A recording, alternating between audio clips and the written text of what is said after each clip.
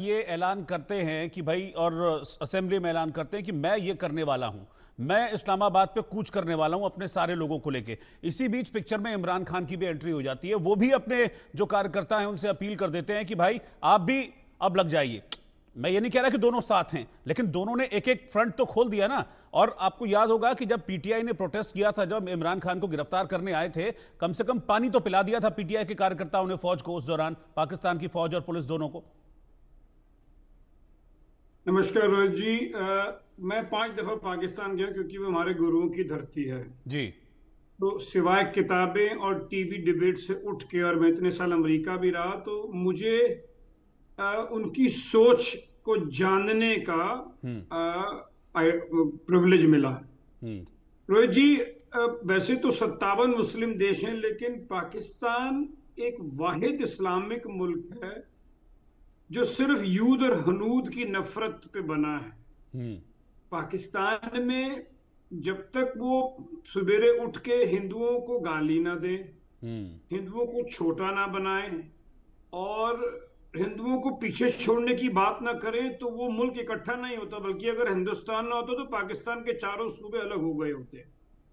तो मैं इसीलिए कहता हूं कि पाकिस्तान कोई पॉलिटिकल या फाइनेंशियल क्राइसिस में नहीं है, वो एक आइडेंटिटी क्राइसिस में है। यस। ये 3 लफ्ज हैं जो हर ज्यादातर पाकिस्तानियों की, स्पेशली जो पंजाबी आर्मी है जिसने बेड़ा गर्क किया है, जो 67% है, जिसने बाकी सूबों को भी बर्बाद किया है, हम्म।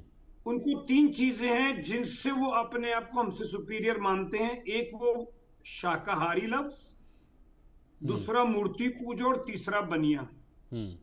तो हुआ क्या कि अब हिंदुओं से नफरत की सोच पे दो चौधरियों की लड़ाई में मुल्क तो बन गया, हम्म। पर उसकी कोई आइडियोलॉजी तो थी नहीं। हम्म। तो अब क्या किया जाए कि अब हिंदुओं को और एक एक एनिमी खड़ा किया जाए, क्योंकि फौज फिर अपना वजूद कैसे जस्टिफाई करेगी। हम्म। हम्म। 77 साल में सिर्फ 50 साल, 52 साल उनका आइन रहा है, अदरवाइज तो मार्शल लॉ रहा है। हम्म। हम्म। तो हुआ क्या कि अब जब तक तो आर्मी का बूट उसको दबा सकता था, दबाता रहा।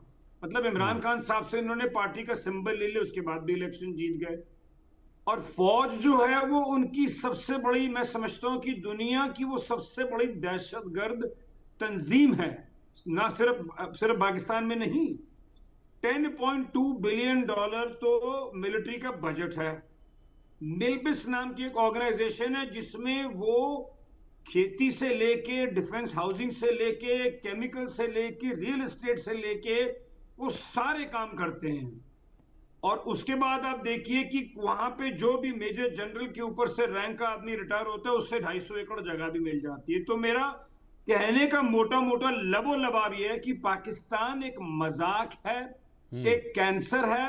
हम्म। और आपने कहा कि फेल हो जाएगा, पाकिस्तान को फेल हुए भी मुद्दत हो चुकी है। हम्म। उसे सिर्फ ये गोरों ने अपने जियो पॉलिटिकल इंटरेस्ट के लिए, पाकिस्तान वो मरीज है जो कि वेंटिलेटर पे डला हुआ है, और उसे जब अमेरिका को जरूरत होती थी, अब चीन आ गया, वो आता है, वो उसमें सिर्फ उतना खून और उतनी ऑक्सीजन डालते हैं कि वो उन्हें चला सकें और उसे जाके बोल सके कि तू मेरे साथ खाना खा, और जाके कह दे कि मेरे को नोबेल प्राइज मिलना चाहिए। और एक तो ये है कि अब नया एस्पेक्ट आ गया इसमें चाइना का, क्योंकि पाकिस्तान में अब रेयर अर्थ मिनरल्स भी हैं। और जो पाकिस्तान के लिए अच्छी बात और हमारे लिए बुरी बात यह है कि पाकिस्तान की जो लोकेशन है वो बहुत अहम है। अब आप देखिए कि Iran, Afghanistan, China, India, Pakistan खुद एक रेंट कंट्री आर्मी है। हम्म। तो हम्म। किन देशों में इनके बॉर्डर हैं, और अब जो दुनिया ने आगे पनपना है, वो सारी जो तरक्की है वो इसी खित्ते में आनी, क्योंकि जहां इंडिया चाइना आ गया, आधी दुनिया तो वहीं आ गई। उसके बाद फिर connection to the Strait of Hormuz, connecting Persian Gulf and Arabian Sea. तो मेरे कहने का लबो लबाब ये है कि पाकिस्तान एक फेल देश है। हम्म। अब जैसे मेरे से पहले बख्शी साहब ने कहा कि अब वो कौन सा नया शगुफा लाएंगे, हम्म। वो हम पे अटैक करेंगे या वो मार्शल लॉ लगाएंगे। पर एक पाकिस्तान अब फटने की कगार पे है, अब फटना तय है। हम्म। अब ये कब बिल्कुल। फटेगा, वो सिर्फ फेल्ड ये बहुत स्टेट नहीं बड़ा है, सवाल और है। सिर्फ लास्ट फेल्ड में स्टेट नहीं है पाकिस्तान।